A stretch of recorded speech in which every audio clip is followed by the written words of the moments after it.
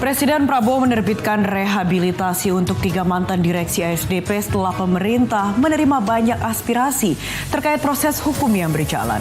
Keputusan ini lahir melalui rangkaian kajian lintas lembaga dan analisis mendalam.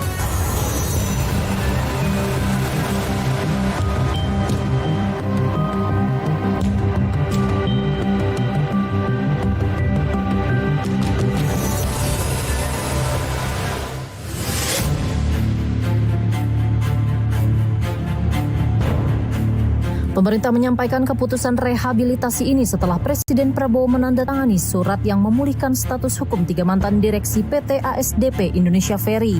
Mereka adalah Ira Puspadewi, Muhammad Yusuf Hadi, dan Hari Muhammad Adi Caksono.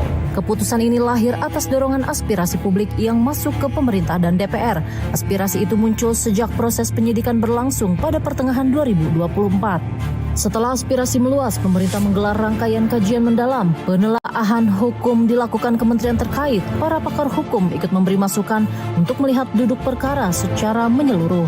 Pada tahap berikutnya, DPR mengirimkan surat usulan rehabilitasi kepada pemerintah. Surat itu diproses Kementerian Hukum yang kemudian menyerahkan rekomendasi kepada Presiden. Semua langkah ditempuh melalui jalur konstitusional. Proses final berlangsung dalam rapat terbatas. Presiden Prabowo memutuskan menggunakan hak rehabilitasi setelah menerima hasil kajian pemerintah dan DPR. Surat rehabilitasi kemudian diterbitkan dan diumumkan ke publik. Pemerintah menegaskan seluruh tindak lanjut berjalan sesuai ketentuan hukum.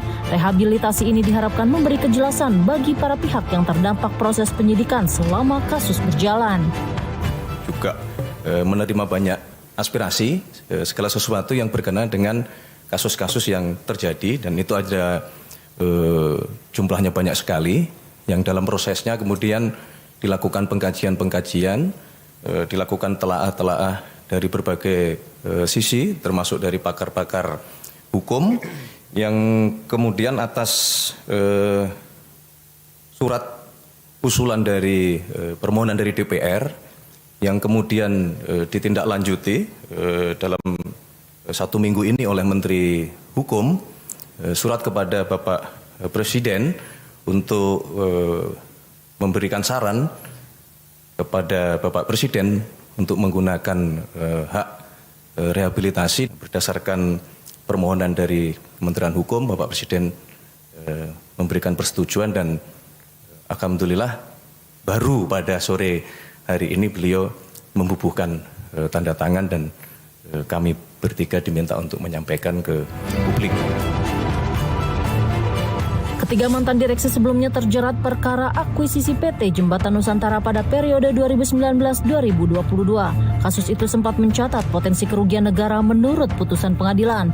Putusan Pengadilan Negeri Jakarta Pusat menetapkan vonis untuk masing-masing terdakwa dalam rentang 4 tahun penjara. Dengan terbitnya rehabilitasi ini, pemerintah menutup rangkaian kajian dan memberikan landasan baru untuk penyelesaian proses hukum sesuai peraturan perundang-undangan.